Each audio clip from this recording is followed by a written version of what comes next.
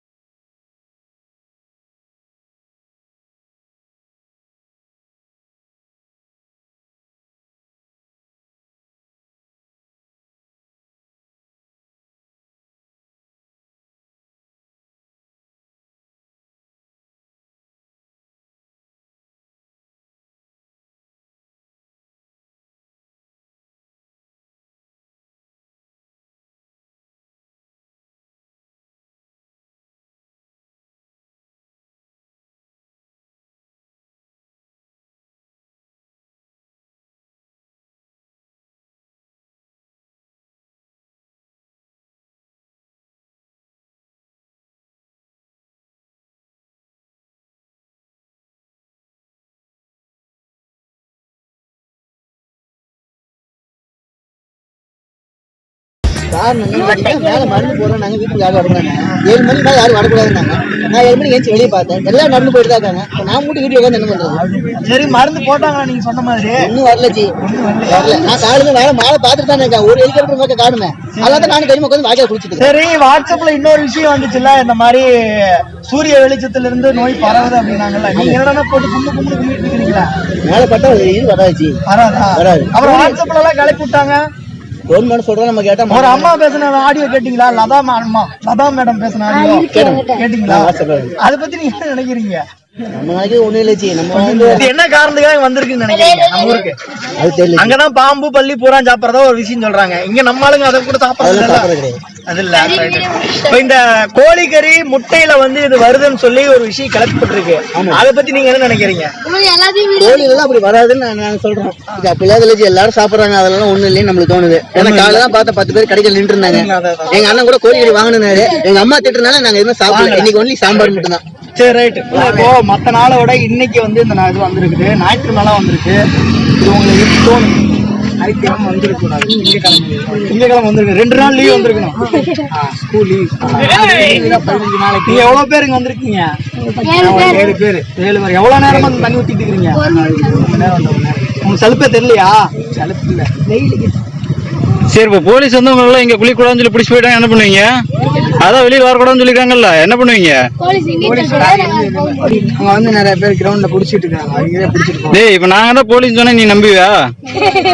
நம்ப மாட்டீங்களா? டே சரி, ரைட், ஓகே ஓகே. யூனிஃபார்ம் வந்து எங்களை வந்து பிடிக்கும். வீட்டுல யூனிஃபார்ம் இருக்கு, போட்டு வந்தாரா, போட்டு வந்து பிடிக்கண்டா உங்களை. அப்ப நீங்க போலீஸ் நாங்க சிங்கம் மாதிரி 1 2 3 4 பாட்டு வருவோம். ஸ்லீப்பர் செல்ஸ்ரா. ஸோ சில வீடியோ கிளிப்பும் இங்கே பேசின சில விஷயங்களையும் பார்த்துருப்பீங்க. இங்கே இருக்கிறவங்க அந்த கொரோனானா என்ன, அது கிலோ எவ்வளோ அப்படின்ற மாதிரி பெரிய அளவுக்கு அதை பற்றி அழட்டிக்கவே இல்லை. என்னதான் ஊரடங்கு உத்தரவே போட்டாலும் இப்போ பின்னாடிலாம் நீங்கள் பார்ப்பீங்க பாருங்கள், ஒரு வாகனம் கூட போகல. ஆனால் அங்கே நீங்கள் லொக்கேட்டில் பார்க்கலாம், அப்படியே அங்கே திருப்பிடு, அந்த லொக்கேட்டில் நீங்கள் பார்க்கலாம் எக்கச்சக்கமான பேர் வந்து பார்த்திங்கன்னா ப்ளே பண்ணிகிட்ருக்காங்க. எந்த ஒரு கவலையுமே இல்லாமல் அவங்க வந்து ஜாலியாக குளிச்சுட்டு இருக்காங்க. இதில் நமக்கு தெரிய வர விஷயம் என்ன அப்படின்னு பார்த்திங்கன்னா, அரசாங்கம் என்ன தான் ஒரு சில விஷயங்களை சொன்னாலும் அது இப்போ இருக்கக்கூடிய அந்த யூத் ஜென்ரேஷன் அந்த என்டர்டெயின்மெண்ட்டில் தான் இருக்காங்க. ஸோ இது வந்து வரக்கூடிய காலகட்டங்களில் வந்து ஒன்று இந்த கொரோனாவுக்கு மாதிரியான வைரஸுகளுக்கு எதிரான ஒரு முக்கியமான சில விஷயங்களை பண்ணணும், இல்லைன்னா இது சம்மந்தமான விழிப்புணர்வுகளை அதிகப்படுத்தணும். இது எல்லாத்துக்கும் மேலே ஞாயிற்றுக்கிழமை நாள்லேயே இந்த ஒரு விஷயம் நடந்திருக்கிறனால வாரத்தில் ஒரு நாள் தான் விடுமுறை. அந்த ஒரு நாள் விடுமுறையும் விட்டுடக்கூடாதுன்றதுக்காக இந்த பசங்க எந்த ஒரு தயக்கமும் பயமும் இல்லாமல் அந்த தண்ணியில் விளையாண்டுருக்க நான் பார்த்துட்ருக்கோம்.